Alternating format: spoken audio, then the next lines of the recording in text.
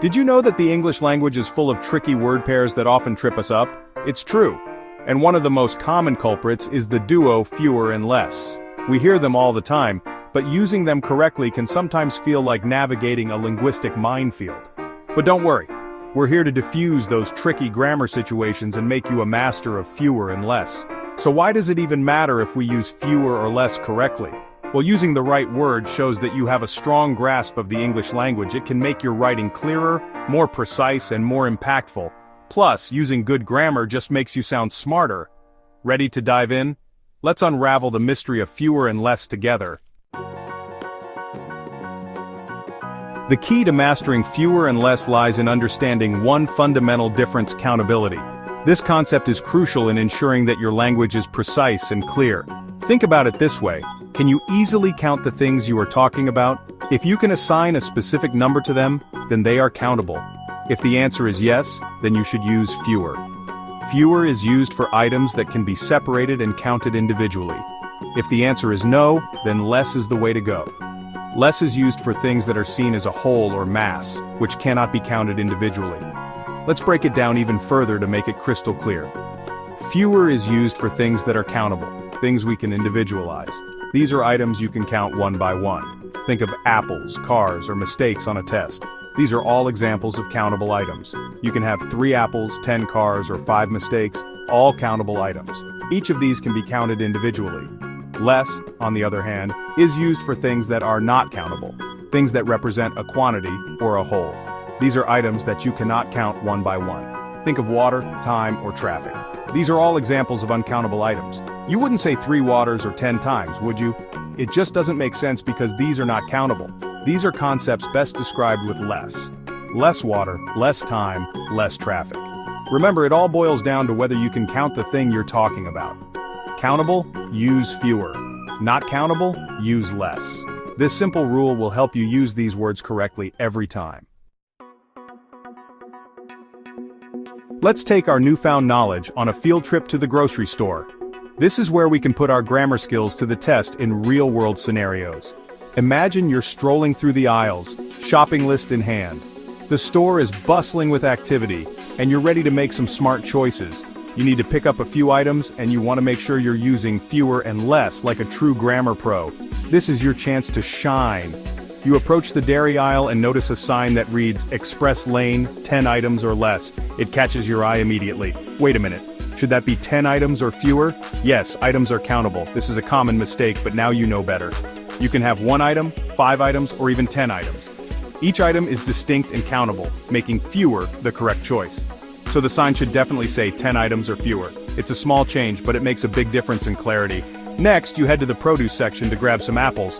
The vibrant colors and fresh scents are inviting. As you're bagging them up, you overhear someone say, "I think I'll get less apples today, I don't need as many." This is your moment to apply your knowledge. Hold on. We can count apples, so it should be fewer apples, not less apples.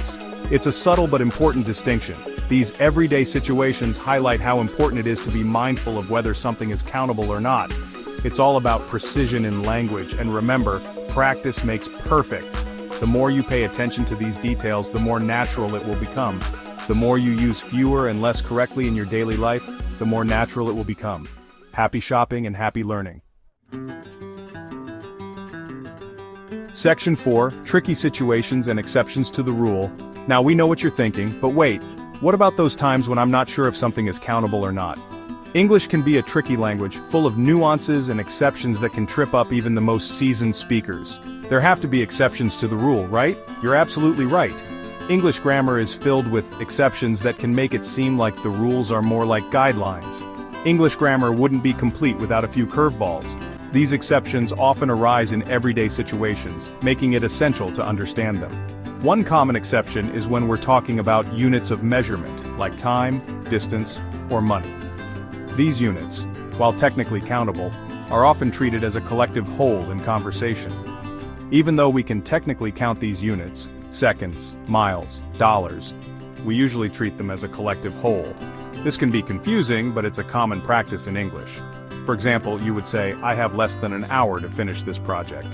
Here, less is used instead of fewer because time is being treated as a single entity, or the store is less than a mile away. Again, less is used because distance is considered as a whole rather than individual units. Another tricky situation arises when we use less with plural nouns that represent a group or a category, such as people or clothes.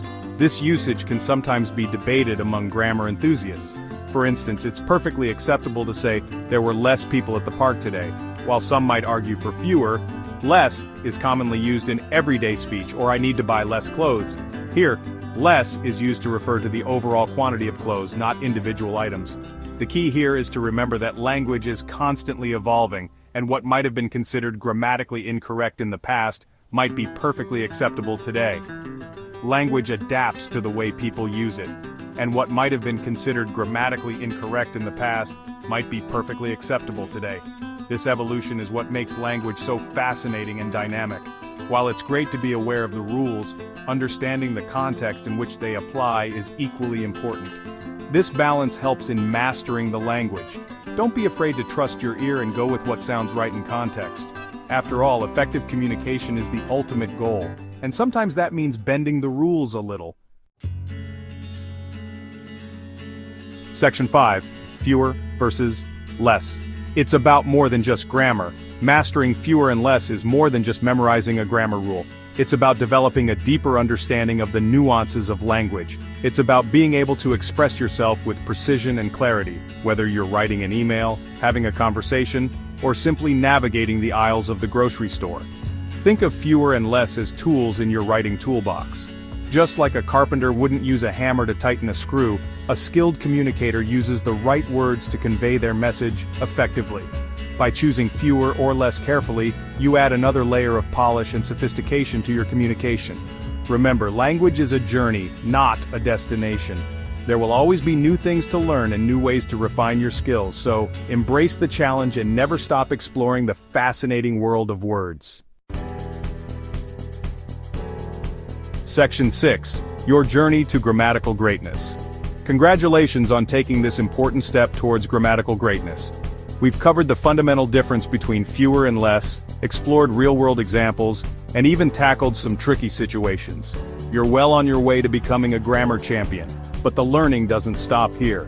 The best way to solidify your understanding is to practice, practice, practice. Pay attention to how fewer and less are used in everyday conversations, books, and articles. Challenge yourself to use these words correctly in your own writing and speech. And remember, we're all in this together. Don't be afraid to share your newfound knowledge with others. Help your friends, family, and colleagues to master fewer and less. Together, we can make the world a more grammatically correct place, one word at a time.